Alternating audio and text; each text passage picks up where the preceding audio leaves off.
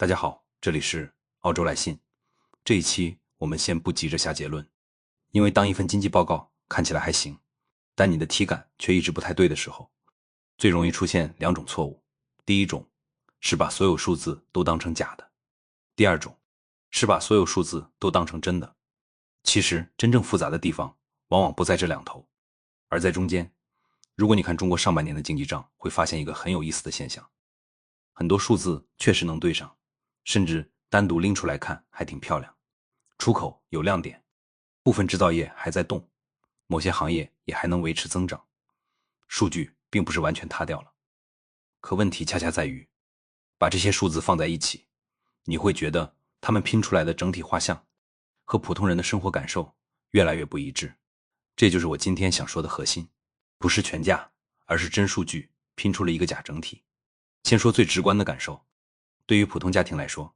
最先感受到的从来不是宏观报告里的增长率，而是房租、利息、生活成本以及工资和收入到底有没有跟上。经济学里常说，看总量，不能只看头条，因为头条容易把复杂现实压缩成一句漂亮的话。但对普通人来说，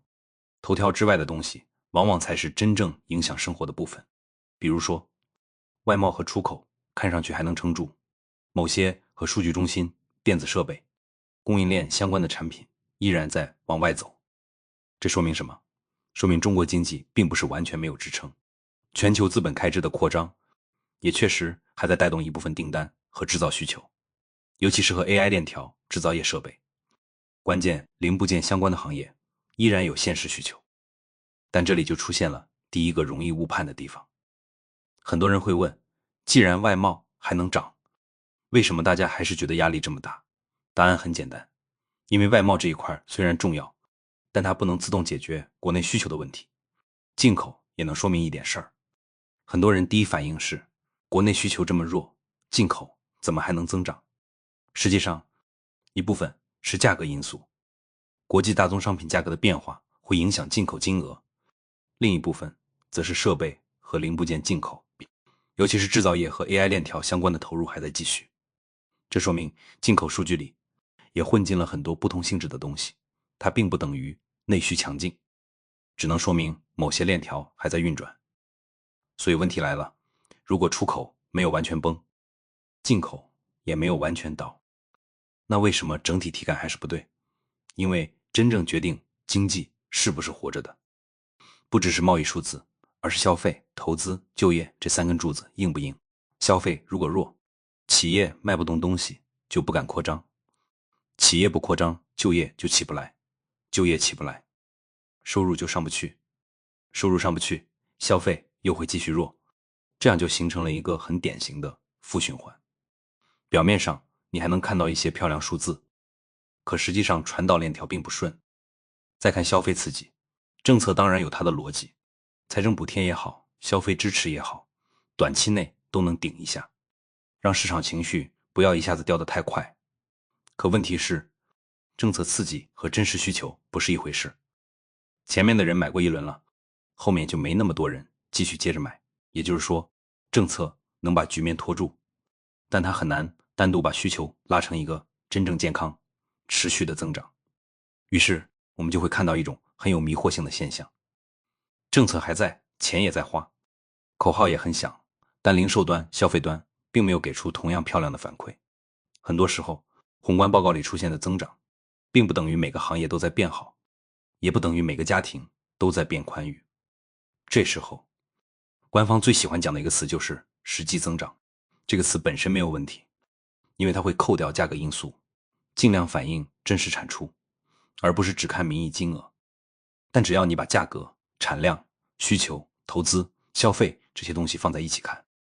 就会发现他们不一定在讲同一个故事。简单说，名义上大家花了更多钱，不代表真的买了更多东西，价格涨了也会贡献表面增长。而如果消费、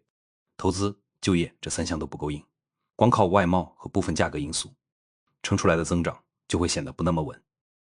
这也是为什么很多分析中国经济的人最后都会落到同一个判断，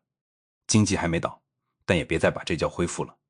因为没有崩掉和真正恢复是两回事。前者说明底子还在，后者才说明整个系统已经重新进入更健康的循环。接下来再看统计口径的问题，这个部分最容易让人误解，因为很多人一听口径就会觉得是不是在玩数字游戏。其实口径变化本身并不奇怪，任何国家都会根据现实变化来调整统计方法。问题不在于变不变，而在于怎么变，什么时候变，变了以后怎么和旧数据衔接。如果把新指标放进来，整体数字会立刻顺眼很多。如果旧指标在不好看的时候被弱化，新指标又在这个时候恰好推出，那观感就会发生变化。这不一定意味着造假，但会让外界对到底发生了什么产生更强的误判。正常做法应该是新旧并行，历史可回溯，口径透明，让大家知道到底改了什么，为什么改，改完以后和过去怎么对比。一旦这些信息不够清楚，统计就不只是统计，它还会变成叙事的一部分。也就是说，不是单纯告诉你发生了什么，而是在帮你决定你该怎么理解发生的事情。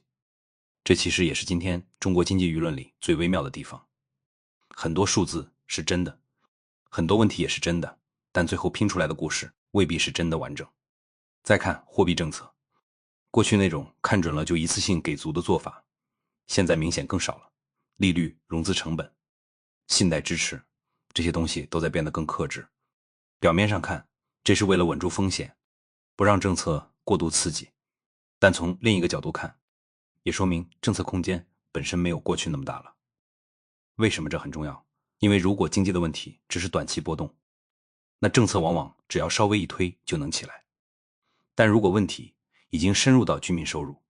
资产价格、就业预期和财政空间之间的联动，那就不是一次刺激能解决的。